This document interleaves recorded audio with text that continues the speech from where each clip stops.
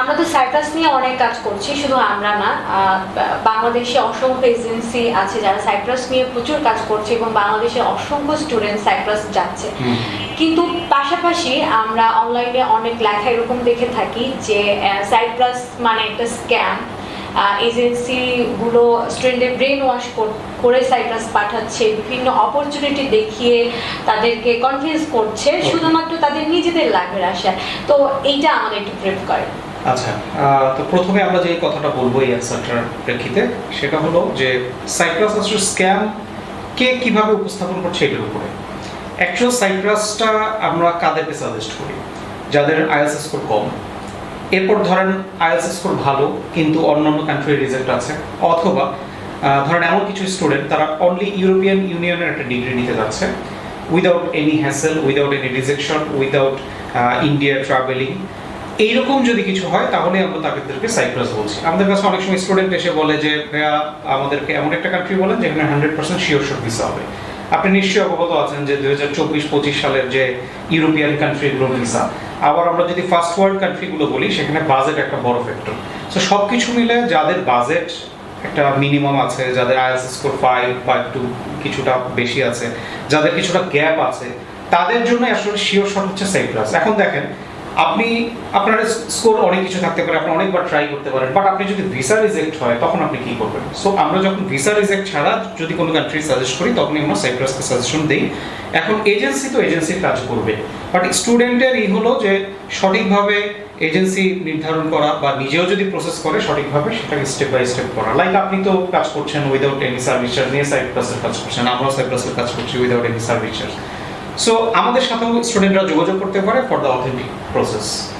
যেমন আমি উদাহরণস্বরূপ বলতে পারি যে যাদের আইএলটিএস স্কোর অনেক ভালো, স্টাডি গ্যাপ নেই, এবং তাদেরকে কিন্তু আমরা ইউরোপের অন্যান্য কান্ট্রি বা ইউএস, অস্ট্রেলিয়া এগুলো সাজেস্ট করি। অ্যাকচুয়ালি সাইপ্রাস যাদের জন্য তাদেরকেই সাইপ্রাস বলা হয়। এক্স্যাক্টলি, মানে ইউএস, কানাডা, অস্ট্রেলিয়া, নিউজিল্যান্ড, এই কান্ট্রি, ইউকে, ইভেন দ্যাট, এই কান্ট্রিগুলো হচ্ছে আপনার আইএলটিএস স্কোর লাগবে, প্লাস আপনার একটা বাজেট লাগবে, আপনার একটা ফান্ডামেন্টাল ডকুমেন্টেশন লাগবে।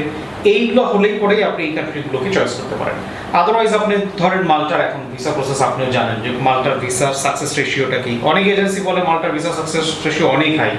এটা সম্পূর্ণ, এই কথাটা আমি আর কিছু না বলি, এটা গ্রুপেই অনেকে স্টুডেন্টরা জানবে। আর হাঙ্গেরির কথা বলেন, আপনি যদি ফ্রান্সের কথা বলেন, এখানে ভিসা রেশিও অনেক লো।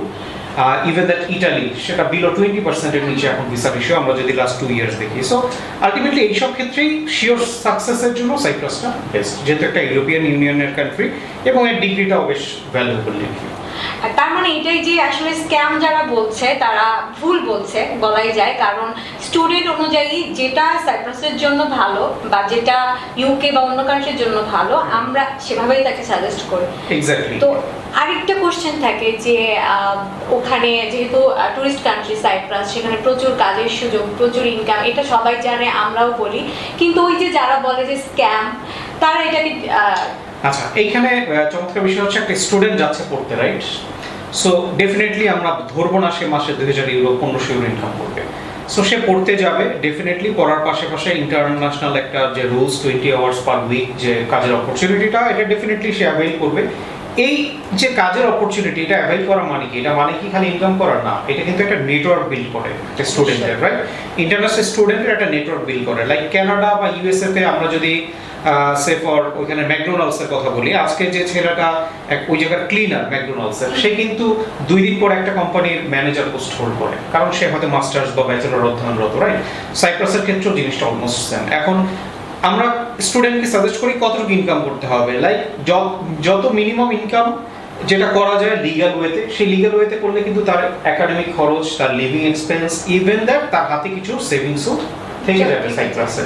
সো এখন যদি কেউ বলে বা এরকম একটা আশা নিয়ে যায় যে আমি 2000 ইউরো ইনকাম করবো, 3000 ইউরো ইনকাম করবো, ইয়েস আমরা ওয়েলকাম করি, সে পারবে, বাট আফটার স্টাডি তাকে স্টাডি কমপ্লিট করতে হবে। আইদার সে সাইপ্রাসে যদি একটা ওয়ার্ক পারমিটে, মানে সে যদি একটা জব পায় ভালো, সে যদি ওইখান থেকে আবার, যেমন আপনি জানেন হয়তো সাইপ্রাসে অনেকগুলো দেশের এম্বাসিও আছে, কিছু যে যে দেশের এম্বাসিগুলো সাইপ্রাস থেকে ফেস করা যায় সেখান থেকে এম্বাসি ফেস করে সে যদি মাস্টার্স আর একটা ইউরোপিয়ান ইউনিয়ন কান্ট্রিতে যায়, তাহলে ডেফিনেটলি তার জন্য একটা ভালো জব অপরচুনিটি ডেফিনেটলি থাকবে। আমি এই কোশ্চেনটাতে আসছিলাম, যেটা আমরা স্টুডেন্টদের বলে থাকি বা স্টুডেন্টরাও জানেন যে সাইপ্রাসে গেলে এটা ইউরোপের আমার একটা দ্বার উন্মোচন করে এবং Right. পরবর্তীতে ইউরোপের অন্য কান্ট্রিতে মুভ করা যায়। Right. তো এই সত্যতাটুকু আপনি একটু ব্রেক করেন। আচ্ছা, এখানে একটি স্টুডেন্টের আপনি মনে হয় বোধহয় আমাকে নোটিফাই করতেছেন যে ক্রেডিট ট্রান্সফারটা।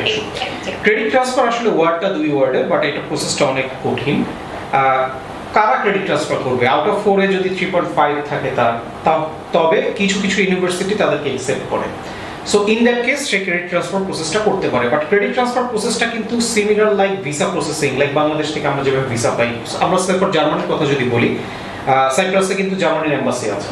সো স্টুডেন্ট চাইলে সাইপ্রাস থেকে জার্মানিতে অ্যাপ্লাই করতে পারে। সো ইন দ্যাট কেস তাকে 1 বছরের, আমি ধরে নিলাম ব্যাচেলরের যে 1 বছরের একটা স্টুডেন্ট কোর্স কমপ্লিট করে তারপর হচ্ছে ক্রেডিট ট্রান্সফার করবে, তাহলে তার 1 বছরের রেজাল্ট শিট, তারপর হচ্ছে জার্মানিতে ব্লক মানি পাঠানো, এই টোটাল প্রসেসের মাধ্যমে কিন্তু তাকে আগাতে হবে। হ্যাঁ, এখন হয়তো বাংলাদেশ থেকে যেটা 2-2.5 বছর একটা ব্যাকলগ যেটা আছে, এটা হয়তো সাইপ্রাস থেকে ওই সময়টা অনেক কমে যাবে। That's enough. আর স্টুডেন্ট ওয়াইজ হলো যে সে যদি ওখান থেকে ব্যাচেলরটা কমপ্লিট করে তারপর সে মাস্টার্সে মুভ করলো, যারা একটা মাস্টার্সে গেল তারা ওইখান থেকে একটা মাস্টার্স কমপ্লিট করে সেকেন্ড মাস্টার্সের জন্য ওখান থেকে ট্রাই করলো। এটা হচ্ছে সবথেকে বেস্ট ওয়ে। এখন লাইক আপনি যাবেন হচ্ছে উত্তরবঙ্গে, এখন আমি যদি বলি ঢাকা থেকে আগে আপনি দক্ষিণবঙ্গে যান তারপর উত্তরবঙ্গে যান, এই জার্নিটা কঠিন। বাট আপনি যদি এই ঢাকা থেকে মোটামুটি উত্তরবঙ্গের উপরের দিকে কোনো দিকে যান, ওইখান থেকে আবার উত্তরবঙ্গে যান, তাহলে এই জার্নিটা অনেক ইজি, বিষয়টা অনেকটা সিম্পল। আরেকটা কোশ্চেন, সেটা হলো যে লিগালি বা ইলিগালি কাজের যে ব্যাপারটা আছে, যে আমরা স্টুডেন্টকে বলি যে যাওয়ার পর, বা স্টুডেন্টও মনে করে যে যাওয়ার পর থেকে আমি পুরোদমে কাজ করব, কিন্তু সেখানে কোনো ডেফিনেটলি স্টুডেন্ট যখন যায় সাইপ্রাসে, আমরা সবসময় স্টুডেন্টকে বলি দুইটা জিনিস ঠিক রাখতে। একটা হচ্ছে ফার্স্ট অফ অল তার অ্যাকোমোডেশনটাকে ঠিক রাখতে, বাংলাদেশ থেকে যাওয়ার আগেই কোনো পরিচিত কোনো ভাইটের মাধ্যমে জাস্ট কথা বলে রাখা, ওখানে যাওয়ার পর পেমেন্ট করা। 2 নম্বর হচ্ছে লিগ্যালি সে যতদিন না পর্যন্ত সাইপ্রাসে পিঙ্ক কার্ড পাবে, সে পিঙ্ক কার্ড না পাওয়া পর্যন্ত কিন্তু লিগ্যালি সে কাজের জন্য এলিজিবল না। বাট ইলিগালি তো সবাই, এটা আমরা অন এয়ারে না বলি, এটা সবাই করে, এটা আপনিও জানেন, আমিও জানি, স্টুডেন্টও জানে, ইভেন যারা ভিউয়ার আছে তারাও জানে, বাট এটা আমরা অফ এয়ার বলি। বাট লিগ্যাল হচ্ছে আপনি যাওয়ার সাথে সাথে ইউনিভার্সিটির কোঅর্ডিনেটরের সাথে কথা বলবেন যে আপনার জন্য পিঙ্ক কার্ডের প্রসেসটা from the very first week আপনার স্টার্ট হয়ে যায়। তো আমরা যেটা বুঝতে পারলাম যে স্ক্যাম বলে যারা প্রচার করছে, বিষয়টা এত মানে মিথ্যা বলা যায়, কারণ যে ইনফরমেশনগুলো আছে সেগুলো একেবারেই সত্যি এবং আমরা স্টুডেন্টকে সেগুলোই ডেলিভার করি।